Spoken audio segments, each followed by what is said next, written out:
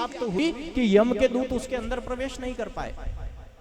लक्ष्मण जी ने रेखा खींची थी रामचरितमानस में, जानते हो आप, दिया पैर कदम दिया तो ज्वलंत वाप उठा, वापस कदम अंदर कर लिया।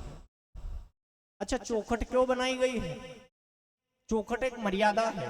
क्या है? पहले के लोग, बड़े लोग पहले किए गए, यहां चौखट बनाई रखी, चौखट से कदम बाहर मत दीजिए, समझ रहे?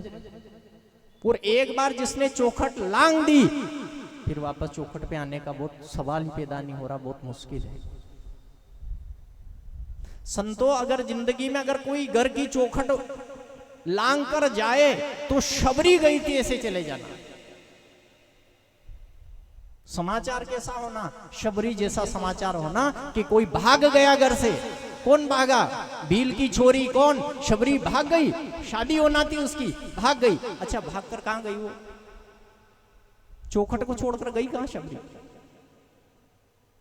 संतो कहते हैं राजा को ज्ञान नहीं है और बाहर जैसे ही यम के दूत आए, पैर दिया, फिर अंदर जाए, बाहर, बार बार जब उन्हें लगा, चेष्टा करी, हम अंदर प्रवेश नहीं कर पाएंगे, तब वो जो ज्वलंत अंदर जाने के लिए बार बार जो प्रयास किया गया, उससे उनके शरीर में ताप बढ़ा। ताप के कारण वो दौड़ते हुए वापस यमराज के पास गए। कहा, यमराज जी, मैं राजा श्वेत को नहीं ला पाया।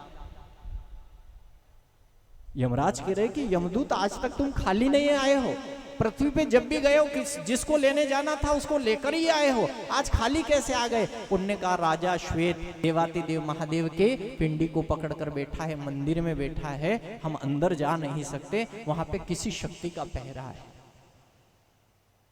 किसी शक्ति का पहरा है। यमराज ने कहा, समय बहुत कम रह गया, 3 घड़ी में से शेष 2 घड़ी शेष समय बचा। यमराज ने सोचा समय निकल जाएगा तो ये पूरा चक्र जो चल रहा है संसार का, ये बिगड़ जाएगा, मैं स्वयं जाऊं। अच्छा, यमराज खुद मारने के लिए पहुंच गए। यमराज स्वयं पहुंचे।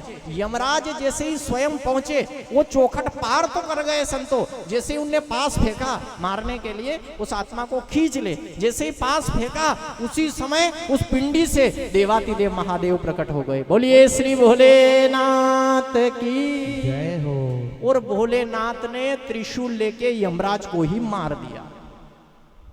कौन मर गया? यमराज खुद देवातिदेव महादेव की चौखट पर, डेरी पर, उसके प्रांगण में मर गया, मृत्यु हो गई। उसी समय देवातिदेव महादेव त्रिशूल लेकर खड़े। भगत जानता नहीं ये क्या हो रहा है। अच्छा, भगत तो भगवान के ध्यान में मग्न है, उसे पता ही नहीं कि कोई लेने आया था और यमराज खुद मर गया। अच्छा, यमराज को कोई मार सकता है? कौन मार सकता है? देवातिदेव। हाँ, संतो कहते हैं यमराज जब मर गया तो आखिरी समय सांस छूटते छूटते उसने कहा, बेटी समय चक्र चला जाएगा, तू एक काम कर, ये बाद में जो होगा देखा जाएगा, मैं तो जा रहा हूं, मर रहा हूं, पर मृत्यु बेटी तू आ, इस राजा श्वेत को मार डाल। अच्छा, मृत्यु खुद टूट पड़ी राजा श्वेत पे। मृत्यु कौन है? यमराज की बेटी है। और मृत्यु खुद राजा श्वेत को मारने के लिए जैसे ही कूदी, मृत्यु को भी महादेव ने मार दिया। इसलिए मृत्यु, महामृत्युंजय जो मंत्र बना ना 38 शब्द का, तो ये महामृत्युंजय कैसे है? मृत्यु पे भी विजय प्राप्त करने वाला, जो मृत्यु को भी मार दिया, यमराज को भी मार दिया। तब सृष्टि का जो संचालन था वो धीमा हो गया, सभी देवता घबरा गए। तब सूर्य नारायण भगवान की आंख में आंसू आए। किसके आंसू आए? अच्छा, कोई इंसान कह रहा है कि कौन देख रहा है? 1000 आंख वाला देख रहा है। कौन कर रहा है? 1000 हाथ वाला कर रहा है। कोई नहीं देख रहा है। अच्छा, आप क्या मानते हो, कोई देख रहा है कि नहीं?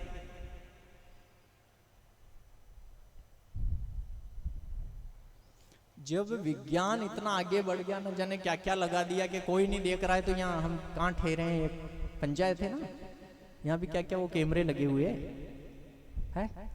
किसने कहा कोई नहीं देख रहा?